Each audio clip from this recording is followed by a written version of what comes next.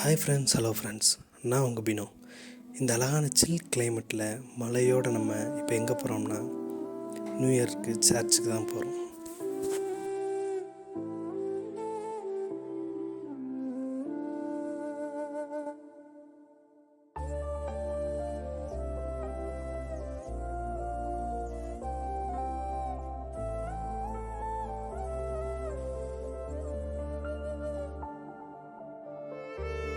சர்ச்சில் நல்ல ஒரு மெசேஜ் கொடுத்தாங்க.